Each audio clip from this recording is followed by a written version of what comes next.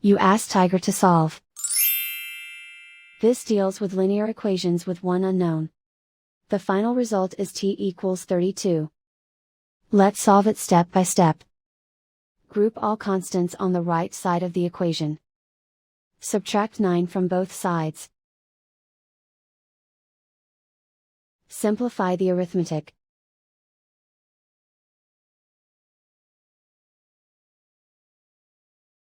Isolate the t.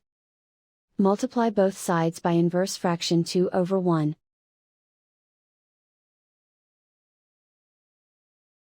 Group like terms. Multiply the coefficients. Simplify the fraction. Simplify the arithmetic. And so the final result is t equals 32.